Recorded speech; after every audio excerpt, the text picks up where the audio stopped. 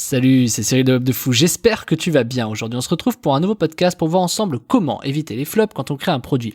Tu sais, cette question que tu te poses quand tu crées un produit et que tu te dis je sais pas si ça va marcher ou si ça va faire un flop total. Je vais te répondre dans ce podcast comment faire et tu vas voir, ça va t'intéresser fortement. Avant ça, tu connais le truc, tu cliques sur le bouton s'abonner, tu vas dans la description et un lien.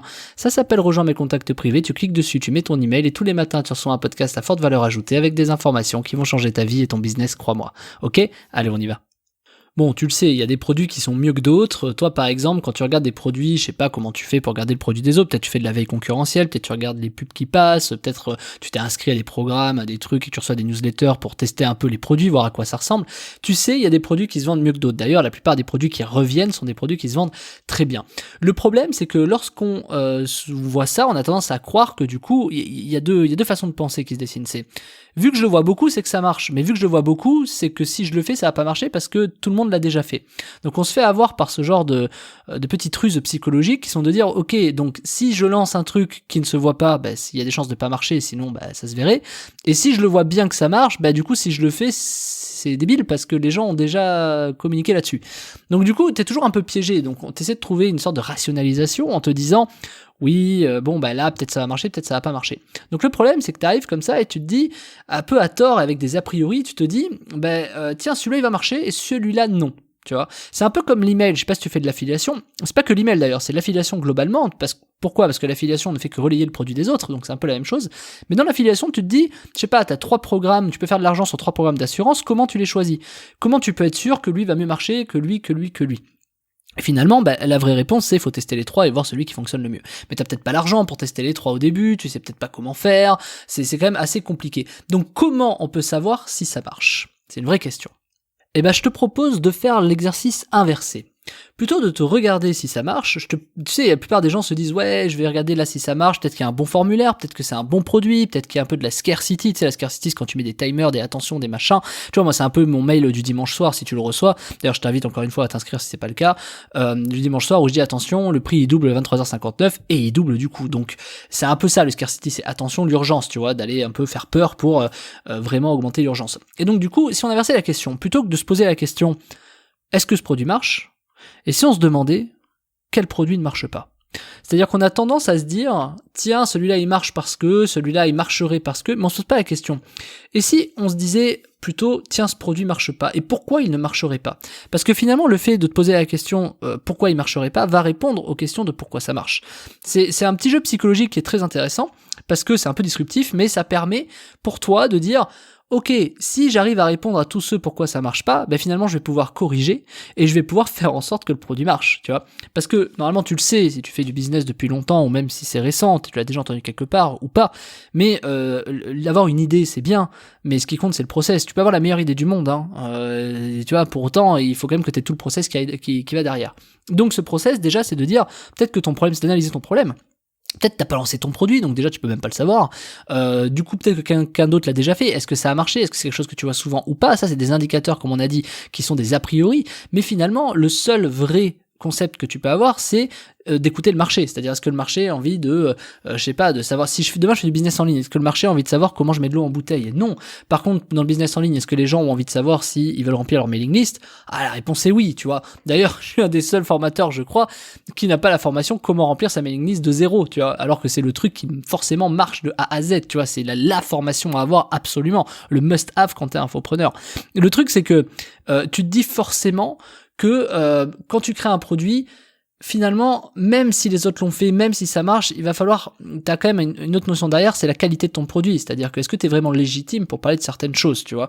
Et donc, peu importe le produit, en général, tu fais des produits qui sont de cœur, peut-être que t'as appris, je sais pas, d'un instrument de musique et que t'as envie d'apprendre l'instrument à des gens, que t'as une méthode, t'as développé des méthodes, t'es peut-être un peu coach, je sais plus qu'on appelle ça instructeur, ou je sais plus qu'on appelle ça, là, ceux qui t'apprennent les instruments de musique, j'ai un trou, mais du coup, tu te dis, peut-être que derrière, finalement, c'est quelque chose qui marche. Et je vais te donner l'exemple d'une amie qui, donne des cours de langue et qui, elle, se dit, ok, moi, je sais faire des cours de langue, par exemple, elle sait parler 3-4 langues, et elle se dit, ok, quand je suis dans la merde, je sais que je peux toujours faire rentrer un peu de cash parce que, justement, j'ai cette compétence de faire apprendre les langues aux autres. Et tu vois, en 4-5 jours, elle trouve des clients, elle habite à Dubaï, elle trouve des clients et elle gagne à peu près 100 € de l'heure, tu vois, pour faire ça. Donc finalement, elle avait un truc qui lui fait plaisir et voilà. Et donc tu vois, c'est la question. Est-ce que demain, si par exemple tu te dis, tiens, je vais apprendre des cours de langue et je vais le mettre en ligne, est-ce que ça va marcher ? Mais la question c'est pourquoi ça marcherait pas en fait. Vu que dans la vie, finalement, elle arrive tout de suite à avoir des clients, comment elle a fait pour avoir des clients? Elle a été sur un site, elle s'est inscrite, elle a mis une annonce, etc. Et puis t'as des gens qui l'appellent. Donc finalement, quelle est la différence entre faire ça, faire de la pub, finalement tu vends ton produit? La différence qu'elle fait, c'est qu'elle s'adapte aux gens, c'est comme du coaching, alors que finalement elle pourra en faire toute une méthode, la vendre en ligne et faire de la pub dessus pour gagner de l'argent, parce que finalement tu vois bien que sur le marché global, elle a déjà des gens. Son seul truc qui va pêcher, c'est comment je fais pour trouver mes clients. Et aujourd'hui, pour trouver ses clients, elle s'inscrit sur des sites pour qu'ils viennent, donc des sites à forte audience. Alors que finalement, si elle faisait de la pub, ça lui coûterait plus cher, parce que pour trouver des clients, tu vois, pour aller faire son heure, etc., puisque autant passer par des trucs qui sont gratuits, mais par contre, si elle vendait une formation pour tout le monde, elle gagnerait beaucoup plus d'argent. Donc la question, c'est de dire, je sais pas si tu vois ce que je veux dire, hein, c'est que ça dépend vraiment de la méthode. Aujourd'hui, quelque part, elle gagne de l'argent à être sur des sites pour mettre des annonces et du coup les gens l'appellent, donc elle gagne de l'argent factuellement, elle a des clients, elle va faire ses heures où elle va gagner 100 balles, mais quelque part elle en perd, parce que si elle avait fait une méthode globale pendant des heures pour réussir à créer l'apprentissage d'une langue, et qu'elle l'avait communiqué, elle gagnerait beaucoup plus d'argent. Donc du coup, quelque part, elle en perd. Donc ça veut bien dire ce que ça veut dire, c'est que le produit en lui-même, c'est faire apprendre une nouvelle langue, mais que finalement, le process et la méthode va faire la différence pour réussir à générer du cash. Et elle est vraiment là la différence. Donc finalement, faut te poser cette question. Avoir une idée, ça veut pas dire que ça va être bien ou pas. T'as des gens, tu vois, quand tu vois, par exemple, et c'est le cas de beaucoup de formateurs, quand tu vois une bonne idée, tu sais la reconnaître et tu te dis, ok, génial, j'arrive à la pousser, il y en a qui arrivent à la pousser, je la vois beaucoup, ok, mais pour autant t'as peut-être pas le process qu'ils ont pour y arriver.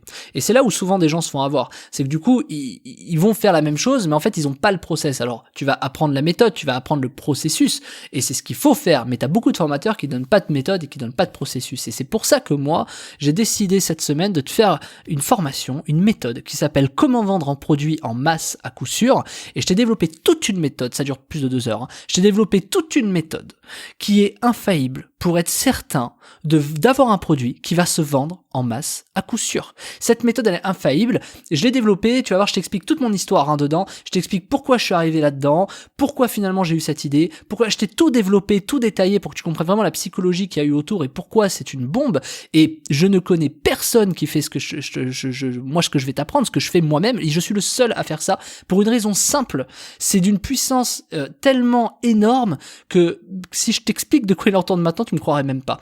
Et d'ailleurs, tu te diras, c'est pas possible et tout. Alors que tu vas voir que dans la méthode, dans l'information, ce que je te montre, c'est énorme. Donc si jamais tu te poses la question, comment vendre un produit en masse, ou comment vendre un produit à coup sûr, ou mieux, comment vendre un produit en masse à coup sûr, t'es au bon endroit, tu cliques sur le lien dans la description, ça s'appelle Comment vendre un produit en masse à coup sûr, et c'est la meilleure méthode que moi j'ai développée, que j'utilise pour avoir des produits qui marchent. Et je vais te dire un truc, j'ai pas une formation de web de fou qui s'est pas vendue, j'ai pas une formation de web de fou qui ne s'est pas vendue, parce que j'utilise cette méthode. Il y en a, j'en connais, et t'en fais probablement partie ou pas, tu lances des formations ou tu lances des produits sur internet et finalement ça fait des flops, personne n'achète, tu sais pas, on t'explique que c'est la page de vente, on t'explique...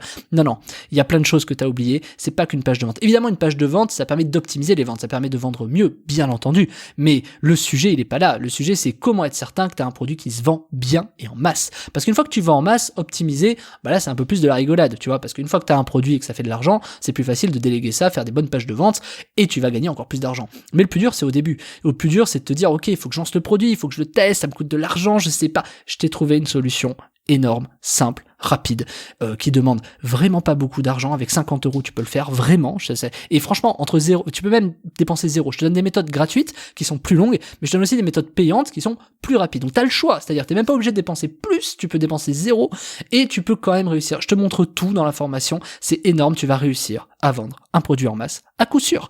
Donc je te laisse cliquer dans la description, dans le lien, ça s'appelle Comment vendre un produit en masse à coup sûr, et je te rejoins de l'autre côté, je te dis à tout de suite.